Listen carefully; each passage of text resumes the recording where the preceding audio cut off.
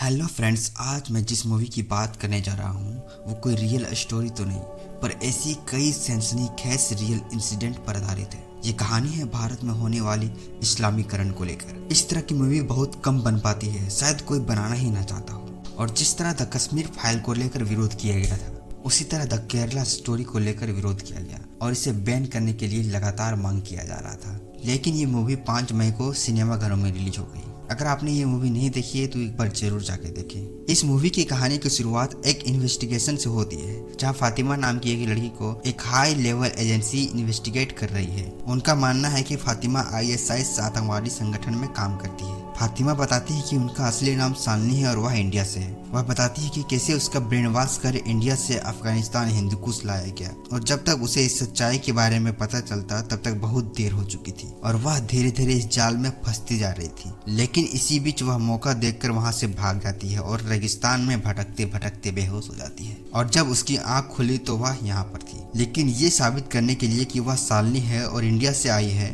उसके पास कोई सबूत नहीं होता। इसलिए ऑफिसर उससे पूछता है कि तुमने ISIS कब ज्वाइन किया। शालिनी कहती है कि ISIS कब ज्वाइन किया ये जानने से ज्यादा जरूरी है कि क्यों ज्वाइन किया और कैसे ज्वाइन किया, क्योंकि मुझ जैसे हजारों लड़कियां इंडिया से आकर उस रेगिस्तान में दफन हो चुकी है। यहाँ से हम शालिनी के पास्ट लाइफ में देखते हैं। करीब 2 साल पहले, जगह Kerala, heaven on earth. Shalini अपने माँ और दादी के साथ रहती है। शालिनी अपनी ग्रेजुएशन पूरी कर ली है और कैरियर आगे बढ़ाने के लिए नर्सिंग की पढ़ाई करने बाहर जा रही है। इसकी माँ और दादी को इसकी बहुत चिंता है, क्योंकि पहले कभी शालिनी अकेले घर छोड़कर नहीं रही। पर इनकी पेरेंट्स बहुत ही सपोर्टेड है। उन्हें अपनी बेटी पर भरोसा है कि वह बाहर की दुनिया में खुद को संभाल लेगी। नेक्स्ट, शालिनी का कासरगोड केरला के एक नर्सिंग कॉलेज में एडमिशन हो जाती है और एक हॉस्टल में रहती है। यहाँ उनकी 3 और रूममेट्स हैं, जिनमें एक का नाम गीतांजलि है, दूसरी नीमा जो ईसाई है और तीसरी आसिफा बा जो एक मुस्लिम लड़की है। इन चारों की यहाँ अच्छी दोस्ती हो जाती है। बातों में पता चलता है कि आसिफा बा कासरगोड की ही रहने वाली है और यहाँ की लोकल है। इसलिए वह कहती है कि मैं तुम लोगों को पूरा कासरगोड घुमाऊंगी। और सभी यहाँ से कॉन्फ्रेंस हॉल चले जाते हैं, क्योंकि आज इनका पहला दिन है और यहाँ का डायरेक्टर इस कॉलेज के बारे में इन्हें संबोधित करते हैं। हम यहाँ देखते हैं कि इन तीनों लड़कियों का कोई चुपके से फोटो निकाल रहा था और इस फोटो को कहीं भेज देता है, जहाँ 2 आदमी इनकी फोटो को देखकर कुछ प्लानिंग बना रहा है। नेक्स्ट में चारों रूममेट साथ में फर्स्ट डिनर के लिए बाहर जा रही है और सभी तैयार हो रही है। तभी वहाँ आसिफा भी आ जाती है।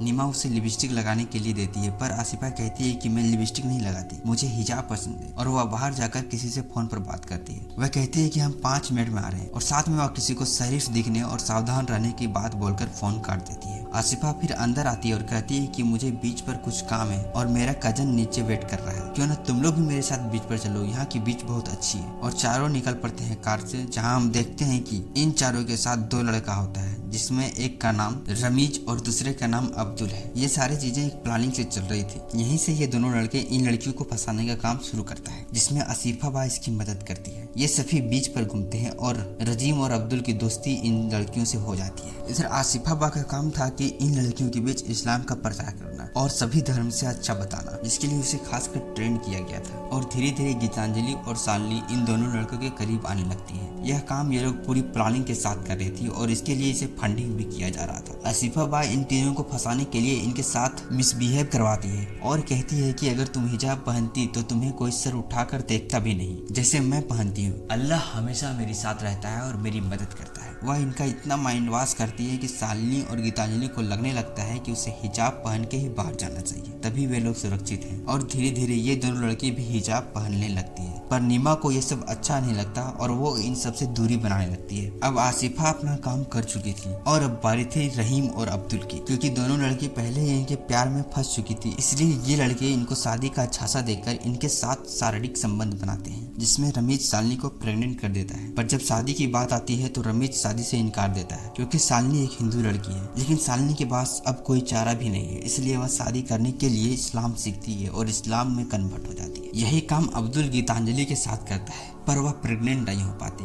इसलिए अब्दुल शादी करने के लिए दूसरा तरीका अपनाता है। अब्दुल गीतांजलि को उसकी कुछ न्यूड पिक्चर भेजता है और उसको ब्लैकमेल करता है। वह कहता है कि गीतांजलि उनके साथ शादी करके सीरियस चले, नहीं तो वह यह फोटो वायरल कर देगा। तब गीतांजलि को उसकी सच्चाई का पता चलता है। गीतांजलि यहाँ से सीधा वापस अपने घर चली जाती है, जहाँ गीतांजलि के पिता उसे बहुत सपोर्ट करते हैं। लेकिन इधर अब्दुल उसकी फोटो को वायरल कर देता है, जिसके बाद गीतांजलि इस बदनामी को नहीं झेल पाती और वह सुसाइड कर लेती है। इधर शालिनी को पता चलता है कि जिसके लिए वह इस्लाम में कन्वर्ट हुई है वह उसे धोखा देकर भाग गया है, पर अब वह अपने घर जाने से भी डर रही है क्योंकि उसने इस्लाम कबूल कर लिया था और उसके पेट में एक मुस्लिम लड़के का बच्चा था। इसलिए मौलवी के कहने पर वह ना चाहते हुए भी दूसरे लड़के से शादी कर लेती है और उसके साथ फेक आईडी बनाकर अपने घर अपनी माँ को छोड़कर सीरिया चल जाती है। पहले तो उसे वहाँ सब कुछ ठीक लगता है, लेकिन धीरे धीरे उसे पता चल जाता है कि वह यहाँ आकर फंस चुकी है। शालिनी से उसका बच्चा भी छीन लिया जाता है और धीरे धीरे उसे गुलाम की तरह रखने लगता है। इस तरह धीरे धीरे शालिनी आईएसआईएस में शामिल हो जाती है और अंत में वह भागने की कोशिश में